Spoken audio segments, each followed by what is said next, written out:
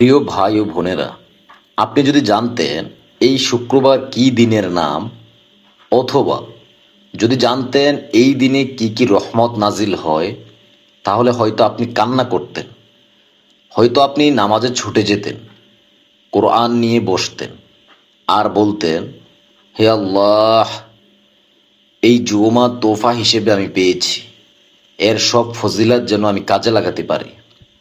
কেননা রাসূল সাল্লাল্লাহু আলাইহি সাল্লাম বলেন, জুমার দিন হলো সপ্তাহের শ্রেষ্ঠ দিন। ইবনে মাজাহ শরীফের হাদিস। আজকের এই ভিডিওতে আমি আপনাকে এমন কিছু অজানা ফজিলাত ও আমলের কথা বলবো, যা শুক্রবারকে আপনার জীবনের সবচেয়ে গুরুত্বপূর্ণ দিন করে তুলবে ইনশাআল্লাহ। ভিডিওটা শেষ পর্যন্ত দেখুন এবং এই সপ্তাহের শ্রেষ্ঠ দিনে আমল করার জন্য এমন ছোট একটা দোয়া শিখিয়ে দিব, যেই দোয়াটা যদি আপনি আসর থেকে মাগরিবের নামাজের আগ পর্যন্ত এই সময়ের মধ্যে অন্তরের অন্তঃস্থল থেকে পাঠ করতে পারেন, আল্লাহ তাআলা আপনার জীবনের সকল গুনাহগুলি মাফ করে দিবেন এবং মৃত্যুর পরে আপনার কবরকে জান্নাত দান করবেন। আমি হাদিস থেকে এবং কোরআন থেকে রেফারেন্স সহ প্রত্যেকটি কথা বলবো ইনশাআল্লাহ। ভিডিওটা শেষ পর্যন্ত দেখুন। শুক্রবারের দিনে প্রথম আপনার কাজ কি হবে? রাসূল সাল্লাল্লাহু আলাইহি সাল্লাম বলেন, জুমার দিনে আল্লাহ তাআলা আদম আলাইহিস সালামকে সৃষ্টি করেছেন। এ দিনেই তাকে জান্নাতে প্রবেশ করিয়েছেন এবং এই দিনেই জান্নাত থেকে বের করে দিয়েছেন। সহিহ মুসলিম শরীফের 854 নম্বর হাদিস। এই দিনেই কিয়ামত সংগঠিত হবে, তাই এই দিনটাকে খুবই গুরুত্ব দিতে হবে। এই দিনে বেশি বেশি আমল করতে হবে। জুমার দিনের মর্যাদা, যেটা আমরা অনেকেই জানি না। আল্লাহ তাআলা সূরা জুমার 9 নম্বর আয়াতে বলেন, হে ঈমানদারগণ, যখন জুমার দিনে নামাজের জন্য আহ্বান করা হয়, তখন আল্লাহর স্মরণে ছুটে চলো এবং বেচাকেনা ত্যাগ করো। জুমার দিন হলো এমন একটা দিন যেখানে মুসলমানদের সম্মিলিত জামাত, খুতবা ও একতা প্রকাশ পায়। দ্বিতীয় নম্বর কাজ হচ্ছে আপনার আজানের সাথে সাথে জুমার নামাজ আদায় করতে ছুটে যাওয়া। জুমার দিনে দোয়া কবুলের বিশেষ কিছু সময় রয়েছে, যেটা আমরা অনেকেই জানি না। সহিহ বুখারীর হাদিসে এসেছে, রাসূল সাল্লাল্লাহু আলাইহি সাল্লাম বলেন, জুমার দিন এমন একটা সময় রয়েছে যখন বান্দা যদি দোয়া করে, আল্লাহ তাআলা তার দোয়া কবুল করে নেন। সুবহানাল্লাহ।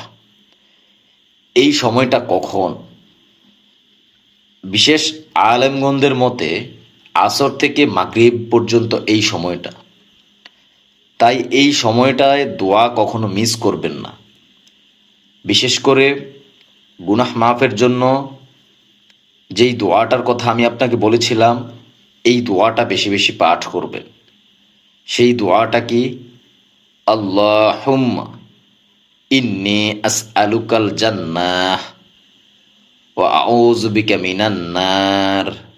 ছোট্ট দোয়া, অর্থটা শুনলে ইনশাআল্লাহ আপনি এটার মর্ম বুঝতে পারবেন।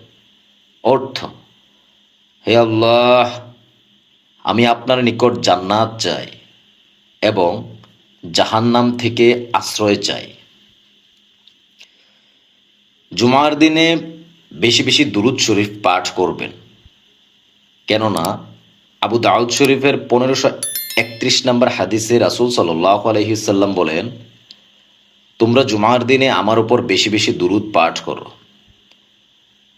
আর আপনি জানেন কি, যে ব্যক্তি আমার উপর একবার দুরূদ পাঠ করে, আল্লাহ তাআলা তার উপর 10টি রহমত বর্ষণ করে। মুসলিম শরীফের 408 নম্বর হাদিস। আর যেহেতু সপ্তাহের শ্রেষ্ঠ দিন জুমার দিন দুরূদ শরীফ মানেই নাজাতের এক রাজপথ। বেশি বেশি দুরূদ শরীফ পাঠ করার অভ্যাস করেন। 5 নম্বরে যে আমলটা আপনি করবেন, সেটা হচ্ছে সূরা কাহাফ পাঠ করবেন। কেন পাঠ করবেন? হাদিসে এসেছে, রাসূল সাল্লাল্লাহু আলাইহি সাল্লাম বলেন, যে ব্যক্তি জুমার দিনে সূরা কাহাফ পাঠ করবে, আল্লাহ তাআলা তার জন্য 2 জুমার মাঝখানের সময় পর্যন্ত এক নূর দান করবেন।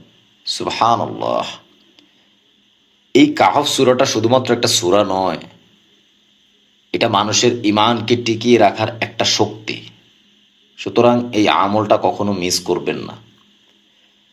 আপনার কাছে বিনীতভাবে অনুরোধ রাখবো, এই ভিডিওটা শেয়ার করে দিয়ে আপনার বাবা, ভাই এবং আপনার স্বামীকে অবশ্যই দেখার সুযোগ করে দেবেন। কেননা আমাদের মধ্যে অনেকেই আছে, জুমার দিন নামাজের আগে আমরা মসজিদে যাই এবং আমরা হেলায় খেলায় এই দিনটাকে কাটিয়ে দিই। এই ভিডিওটা শেয়ার করে দিয়ে তাদেরকে এই ফজিলতগুলো জানার সুযোগ করে দেবেন। তারপর যে আমলটা করবেন, গোসল এবং পরিপাটি হয়ে সুগন্ধি ব্যবহার করবেন, করে তারপর মসজিদে যাবেন। কেননা তিরমিজি শরীফের 505 নম্বর হাদিসে রাসূল সাল্লাল্লাহু আলাইহি ওয়াসাল্লাম বলেন, যে ব্যক্তি জুমার দিন গোসল করে উত্তমভাবে পরিষ্কার হয়, ভালো কাপড় পরিধান করে, সুগন্ধি ব্যবহার করে ও সময়মতো মসজিদে যায়, তার প্রত্যেক কদমের বিনিময়ে 1 বছরের রোজা ও নামাজের সওয়াব লেখা হয়। সুবহানাল্লাহ। এটা এমন একটা সুযোগ যা আপনি চাইলে সাপ্তাহিক আমল দিয়ে বিশাল ফজিলত অর্জন করতে পারবেন। তারপরের যেই আমলটার কথা আমি বলবো, জুমার নামাজের গুরুত্ব দিতে হবে। দেখেন, আবু দাউদ শরীফের 1052 নম্বর হাদিসে কি বলেছেন রাসূল সাল্লাল্লাহু আলাইহি ওয়াসাল্লাম, যে ব্যক্তি জুমার নামাজ 3 বার পর পর ছেড়ে দেয়, আল্লাহ তাআলা তার অন্তরে মোহর লাগিয়ে দেন। কি ভয়ঙ্কর একটা হাদিস! এই জুমার নামাজ শুধু ফরজ নয়, এটা ঈমানের নিদর্শন। একে হালকা করে নেওয়া মানে সরাসরি আল্লাহর বিধান অমান্য করা। সুতরাং যখনই দেখবেন কেউ জুমার নামাজকে হেলায় খেলায় পরিণত করতেছে, অবশ্যই আপনি তাকে আদেশ করবেন নামাজ যেন না ছাড়ে, এই জুমা যেন মিস না করে।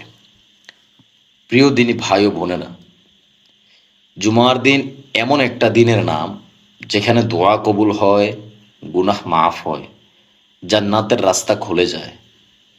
এই দিনটা শুধু ছুটি না, এটা একটা ঈমান চর্চার দিন, জান্নাতের অফার গ্রহণের দিন। সুতরাং এই দিনটাকে কাজে লাগান। এই ভিডিওটা যদি আপনি আজকেই দেখেন, তাহলে আজকে থেকেই আপনি আপনার জীবনটাকে পাল্টানো শুরু করেন। শর্ত একটাই, এই দিনটাকে আল্লাহর জন্য ব্যবহার করতে হবে। ফিরে আসুন আপনি আপনার আপন রবের দিকে, যিনি আপনাকে সৃষ্টি করেছেন এবং এত সুন্দর একটা জীবন দান করেছেন। ভালো থাকবেন, আমার জন্য দোয়া করবেন। আপনি যদি আমার চ্যানেলে নতুন হয়ে থাকেন, অবশ্যই চ্যানেলটি সাবস্ক্রাইব করে সঙ্গে থাকবেন। আসসালামু আলাইকুম ওয়া রাহমাতুল্লাহি ওয়া বারাকাতুহু।